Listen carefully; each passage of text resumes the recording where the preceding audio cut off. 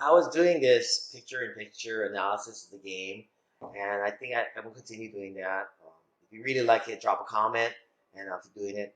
But I'm going to go over my game plan for this match and how I proceeded to plan to play this player.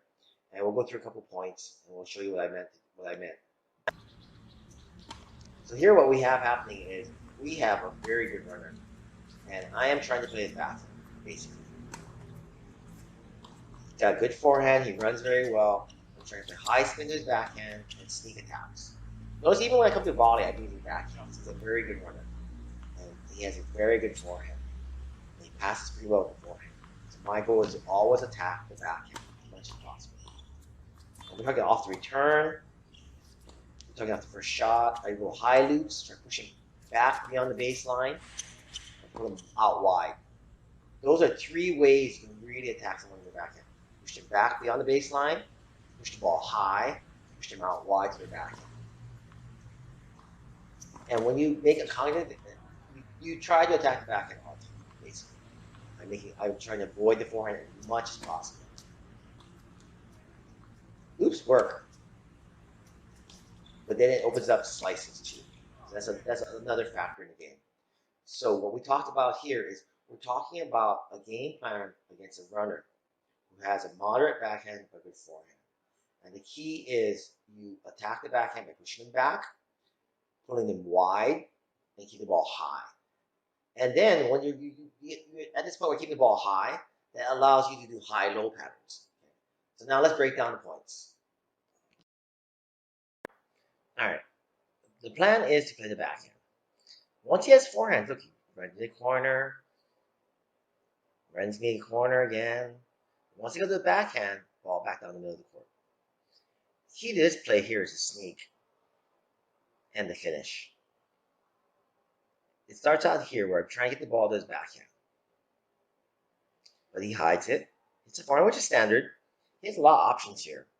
He chooses to play my forehand, but makes me run because I'm waiting on the backhand side anyway. Now I'm just trying to get the ball back deep. Here's another shot. Chooses to play my forehand again. Doesn't come in. And when you have this set shot, you gotta do something. Whenever they hit the ball to you and you have time to set, it doesn't have to be big, but it has to be well placed. It should be at least well placed. So that's sustainable over the course of a match. So I hit a high loop, and then I sneak in behind it. Get the ball down the middle. And another thing here is watch the preparation here. At the high loop, and as I come in here, you may or may not see me, but there, I take a split and I move through the volley. You must split and move through the volley to get closer to net so you can hit this angle here. I'm not all the way in, but now I am. I'm in a good ideal volley position. The key is hit the shot, make impact. I split right behind the service line, but I move through the volley and make impact with the ball at the service line and then inside the service box. But not an overplay because he has the opportunity to lob. And I'm in a good position, play the lob behind him, play his backhand. It's a tough overhead and his forehand is good, so I play behind him because I want us to maintain positioning. Keep the ball in front of me. If I go on cross court, I didn't smack it, I'd have to shift and I'd be out of position. Think about what you're going to do. Have a plan whenever you play someone. My plan generally is to play their backhand. I have good volley, so that's always going to be an essential part of my plan. Don't have the volley, you still play your backhand, but the volley is going to be a tougher shot. Here it's just straight up I'm playing his backhand. Push him deep, push him wide, and pressure with net play. The key is off the return now, I'm playing his backhand. First shot sets up the second shot because the ball is short. Now I can really load up and hit a deep ball, pushing him back. Ball to me is a push, not very hard, which allows me to go cross court angle and pressure coming in. You see him reading a shot as I come in, so it forces him to go for a harder shot. So think about these things when you're playing. Pressure the backhand. Notice he didn't hit a single forehand. When you have time, unleash on the ball and hit a harder shot. Final pattern, the high-low pattern. I play the back on the high shot there, and then I hit the short slice, forcing him into the court. That's the key. You gotta mix up. You can play the backhand, but there are many ways to play the backhand. Make sure you have variety. Play a normal shot, backhand, push it back a little bit high, let it drop. You want it's about his shoulder height. He could have stepped in caught it a little earlier, but he's letting the ball drop, which will create a weaker shot by him, forcing him to hit a hard shot. I think you should hit the ball in the rise. Still time for me, but that's a tough shot to hit. So if he hits a normal backhand here, I go short slice. That's key. Variety. Now he has to go one hand, and he's inside the court. And he's checking me because he's wondering if I'm coming in.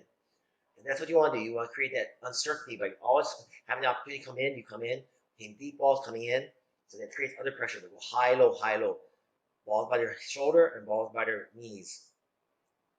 And vary the positioning on the court. Go beyond the baseline and inside the baseline. You can play the backhand, but there are many ways to play the backhand. So think about these things as you're playing. So what you really notice from the first clip is he's had a couple forehands, and ironically, he pushes me to my forehand. But when he gets forehands, he pushes the court, he opens the court, and he's quite fast. So what you want to do is you want to neutralize speed. You have two ways to do it. You can really try to hit harder, which is not realistic. You have to be sustainable over the course of an entire match. And what you gotta do is hit the ball that you can hit. I can hit a high topspin. The high topspin does two things. It lands deep and pushes him back off the baseline. Reduces the angle of his attack. I can play wide with my topspin, pushing him out to doubles alley. Whenever you're in a doubles alley, you're going to be in trouble. And lastly, I can do a high-low pattern where I push them deep and then I draw them in on a short wide. So they go from a two-handed backhand shot to a one-handed slice. And those are opportunities to come to the net. Whenever the ball is above their shoulder or the ball is below their knee inside the court, it's a good opportunity to come to the net. And so these are ways that you can do a sustainable long-term attack against your opponent who might be physically faster than you are without becoming low percentage. I'm not hitting a big shot. I'm hitting a placement shot and I'm hitting a consistent shot. And that's the keys to being a runner.